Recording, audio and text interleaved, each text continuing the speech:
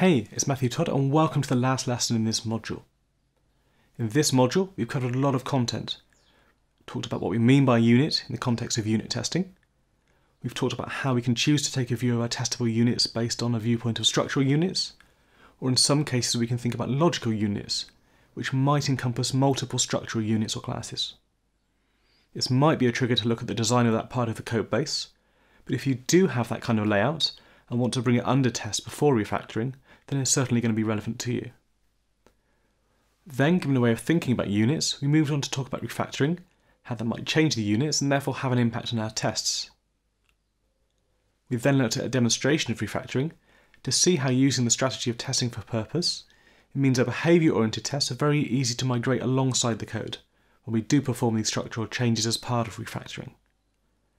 So I hope this reinforces testing for purpose and illustrates the benefits of a more purposeful approach to writing unit tests that have a single clear and precise purpose.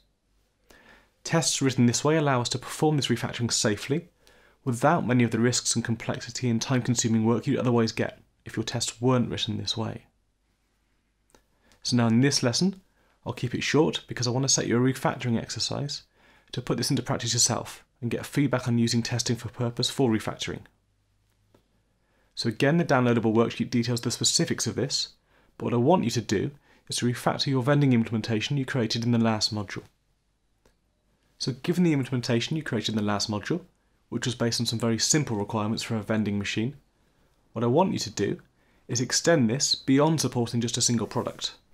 So I want you to support more complex product scenarios, ranging from supporting the vending of multiple products, to vending products by location, and assigning locations to products, supporting restocking of products, etc. Now in the worksheet, I provide a number of features that you can implement, all of which require you to refactor and build upon your existing implementation. So I'll leave it up to you to decide how far you want to go with this, but as with the previous exercise, I do want you to share your commits with me, so I can take a look at your changes, provide any guidance, tweaks or advice, etc.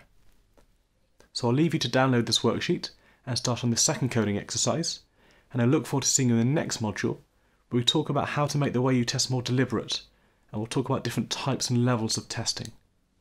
So that's it for now, and I look forward to seeing you in the next module.